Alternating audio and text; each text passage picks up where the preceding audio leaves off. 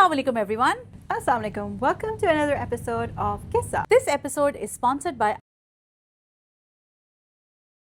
Our guest today has come back for the second time because she had more to tell. and we absolutely love her. It is Arooba Nadeem Dadok and we want to share her inspiring story, her twists and turns. And some new qissas. My name is Arooba Nadeem Dadok, and this is my second time on Qyssa. So over the years, I've transitioned from just being a restaurateur into being more of a wellness and mental health and healing coach, as well as consultant, and pretty much exploring flavors and food, which comes to me very naturally. DDK, Desi Dastarkhwan, will always be part of my life because it's like my firstborn child. Yes, the first time when I was here, it was really difficult to separate me from DDK, but now I can see it in myself that DDK is separate, I'm separate because I'm growing as a person as well. DDK has been part of my life since I was 13, and now turning 30 this year, I think the last year and a half, I really worked on being an individual and separating myself because I felt I was losing my identity. And all I became was the owner of Desi Dastarkhwan, and there was nothing left about me. So in the last year and a half, I really worked on that. And I think people that know me or have known me can really see that difference where there's Desi Dastarkhwan owned by Arooba, and then there's Arooba as her own person as well. I think DDK is something that surely does tie me to my dad, but it's also just food in general that ties me to my dad. And it's funny because when I was in university in 2015, I could not cook to save my life. And my best friend used to joke about it. She's like, I don't know how you're going to survive in life. Your cooking is so bad. And I think I got my cooking genes or my family's cooking genes at my dad's first barsi when I cooked his favorite dish, karhai. And he was known for his karhai. So I was like, you know what? I'm going to try making his version of the karhai. And I think that was the first time when I went like, oh my God, I actually do have those genes in me. And I can. And that just made me more connected to him. So as long as I'm working with food, I think I'll always be connected to him. And not only just food, it's just that as long as I'm doing something and creating something, he'll always be there with me because he was my backbone, always pushed me to explore, be ambitious, and do everything that's in my head. Mental health and getting myself the help I need over the years has been something that I've always taken very seriously. And I've been going to therapy since I was 13 because I could feel like there was something that I needed help overcoming or coping with, whether that be with my family, whether that be relationships, whether that be life in general. So as I got older, I realized that I'm somebody that if I know I'm not okay and I can help myself out of it with all the tools I've learned over the years in therapy, I do seek help. And in 2024 summers, I think that was the darkest phase of my life because that was the first time in 6 years when it was me alone in Bahrain, where my younger brother was in a different country, my mom was in a different country, and I actually got to take the mask off that I had been wearing of being strong and holding everything together. And when that came off, it made me realize that there was so much within me that I had not processed. And my first instinct was I called up my therapist. I'm like, hey, listen, I think I need a session really badly. It's like, hey, I thought you were doing fine. I'm like, I am, but I think I need to see you. When I went and saw her and we talked about everything, and like many of us know, therapy is just going and talking, I realized that everything that hasn't changed. For 6 years, I've been talking about the same things, same coping mechanisms, but nothing's really shifting. And that's when it really made me think that, okay, yes, therapy has helped me a lot. And it has been one of the core things that had helped me be who I am today. But at the same time, I was like, nothing's changing. So then I got my first session for access bars. And I still remember the first day when I went for my session, I was dreading it. I was about to cancel, but I pushed myself and I went. And it was something in which I lied down and I literally slept through the session. I woke up and I was like, this feels different, but I still couldn't figure out what was going on. I kept doing that for 8 months. And throughout that process, it was terrible. There were good days, there were bad days. It was an uphill battle, and then you would feel like you're ahead, then you're 10 steps behind. But eventually, now when I look back, if you met the person that was there 1.5 years ago, and if you meet the person now, you're going to see such a big difference. And I think people that know me could see that the person I've become now is so much different and so much more of an individual who can communicate, who can, actually be in her own space rather than trying to find distractions. So after I did my own sessions for access bars, I was so curious to learn it because I was like, it's helped me so much. I just want to know so I can be able to help people as well, if need be. And there was access bars that I've done last year. Other than that, I've done light healing frequency attunement, as well as I've done Akashic records. That is something I'm still deciding if it's for me, but access bar 100%. I think it's the best thing that's happened to me because even now when it's been a couple of months and I haven't had my bars done, my brain literally feels heavy and I need a session. As soon as I get that session, the clarity, it's just like your mind opens up and all that nonsense goes away. So now my plan is to kind of explore Pakistan. I've always had a very, very soft place for Pakistan. We moved here 20 years ago. I've always been looking for a reason to kind of go back and do something. And I spent the last month there exploring everything I could. And there are two things that I want to do. One, I want to bring my food to Pakistan, especially Lahore. Being from Karachi, having lived in Lahore for the first time for a month at one go, I realized that yes, food is good, but there's a gap that can be filled. And I want to come in, fill that gap, not with DDK this time. This time, I want to bring in what is mine, my recipes, things I've developed over the years that I have not been able to bring into DDK because there are Desi inspired, but they're not Desi and don't really align with the DDK brand. So in Pakistan, I'm working on something, as well as I do want to bring in access bar and healing and just creating that secure space. Because while I was there, I needed a session and I couldn't find anybody who did access bars. And then I realized maybe this is something that doesn't exist or people are not aware of what it is. So, I want to get into that space and see if I can bring it to the market. Yes, it's a lot, but I think I'm known for having too much on my plate. For the last 2 years, or actually, let's say 2024 was a year when I was focusing on myself. And during that time, I made sure DDK was so sufficient, automated, that I can be anywhere in this world and I can run it. Whether that be my caterings, whether that be the operations, whether that be the back end of it. And if I'm not there, mom is going to be here, right? And she's also the backbone of DDK. DDK is me and mama together. If I'm not there, she's there. And on top of that, like I said, DDK will always be my baby. Babies grow up. DDK is going to be almost 18 this year. So I think it's an adult now and it can be left alone.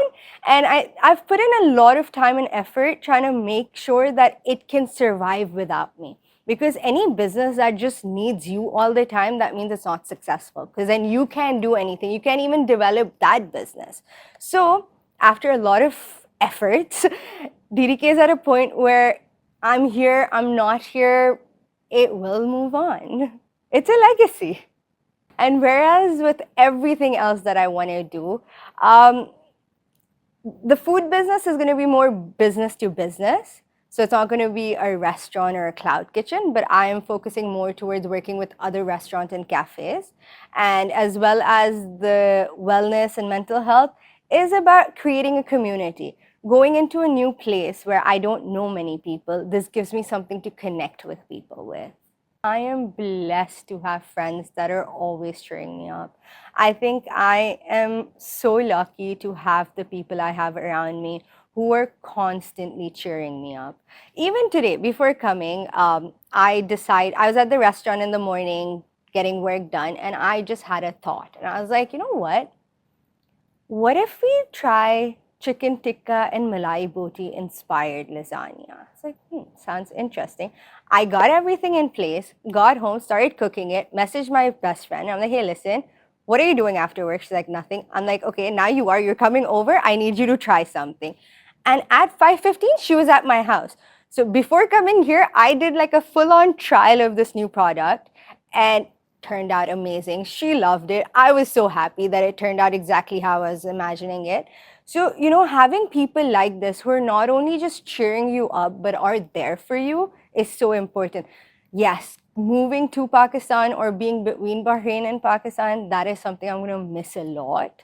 Because even now, a month away, I've come back and I think I've socialized more than anything because I've missed my people. And as I've gotten older, I've realized how important it is to have that girls group that are just there for you, where you can let your inner child out, where you don't have to pretend that you're okay, or you don't have to be at your best.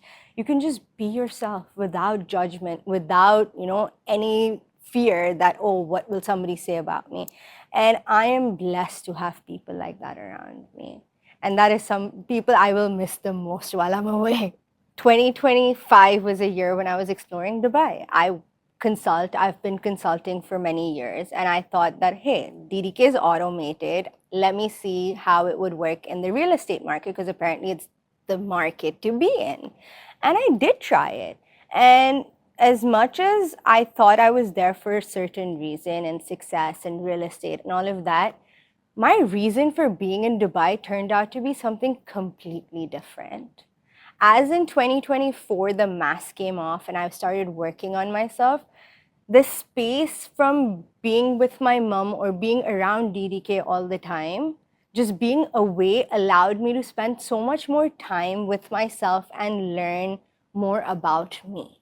So yes, the 9, 10 months that I was between Dubai and Bahrain, where I was 1 month there, 2 weeks here, those months away, though I went with a different intent, what they ended up being was so much better than what I could have asked for, because it made me learn so much about myself.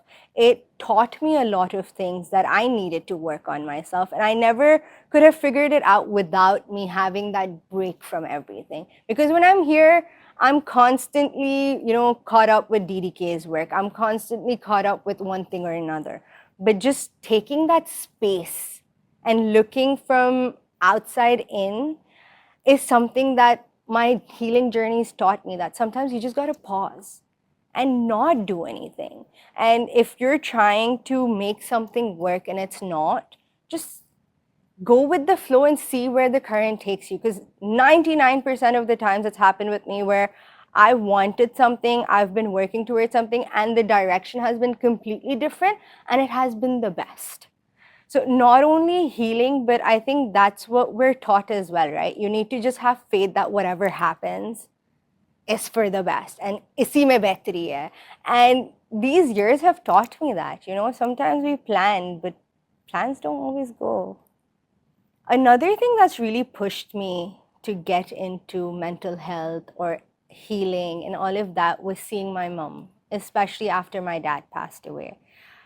That was a very tough thing that she went through. And then seeing her get herself the help she needed, or get herself the education she needed to help herself get out of that, inspired me so much to actually pursue this now, where I was like, you know what? Her being the age she was, she's managed to change and do so much for herself. And the way she's transformed and the person she's become is so beautiful. I still remember initially, the initial months, the first year was so difficult for all of us. But then slowly and gradually, as she did her courses and as she did her certifications, the person she's become, the understanding, the way her vision and the way she sees and perceives the world has changed. And that is what genuinely inspires me to actually pursue this and take this to other people as she is now. And I remember the last time I was here, I spoke so much about my dad because it was so connected to DDK. But now when I see myself, now I genuinely feel like there's a balance where there's my mom and there's my dad. There's the healing and the transformation and all of that my mom brings into my life. And then there's the whole business and I want to do this and I want to do that my dad brings in. And I love that I found that balance now. Healing tells you that there are very different versions of ambition. And one thing I am working on every day is that why do I have to work hard to achieve what I want? Why can't it just come to me? किधर लिखा है कि मेहनत करोगे तो मिलेगा? नहीं, ज़रूरी नहीं है. If you're doing what you know and you're putting in all your effort, it will come to you if it's meant for you. And that is what it is. What energy you put out is the energy you come back. And if I'm going to keep saying, oh, working hard, and that's the only way I'll achieve it, then I will have to work hard. And something I've tested, and it's funny to how it works, where when I go like, yeah, I will achieve it, but I don't need to like kill myself to do it. And that's what's happened. Things have happened so easily, where in the past I would have to work, I think 3-4 times harder to achieve the same things. As you can see, there's a big difference between who I was when I came last and how I am now. Not only in terms of mindset or how I look at the world, but also in how I look. So I recently was looking at our snippets from our last podcast. And when I saw that, I'm like, oh my God, I look like that? But then for a second, I stepped back and I'm like, But even then, I loved myself so much that it didn't bother me. I was so happy in my skin. So yes, now there is a massive transformation. I see it as well. But does it change how I feel about myself? It doesn't, because then or now, I love myself the same. My love for myself was never dependent on how I looked. Because even when I was that way, I loved myself and I thought I was the prettiest person in this world. And now, yes, I get a lot of compliments. People go like, oh my God, you've lost so much weight.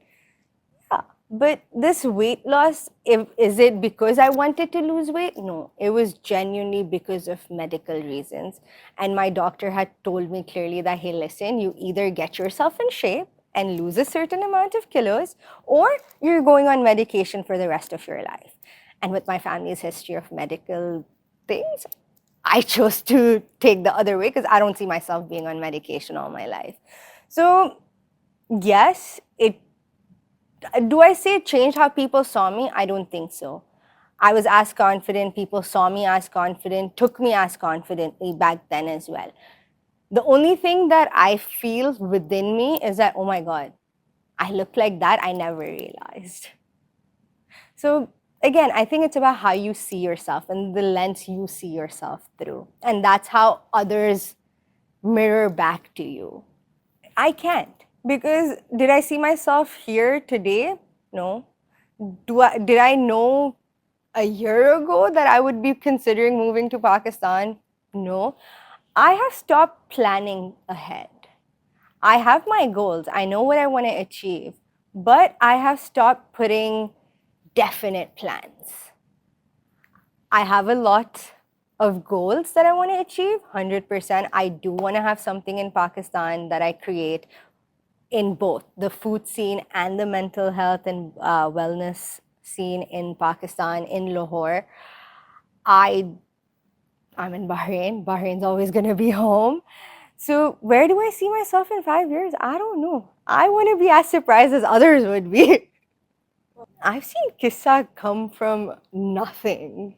Like, I've been part of the first few times when we were discussing this, or you guys were discussing this, and I was just there.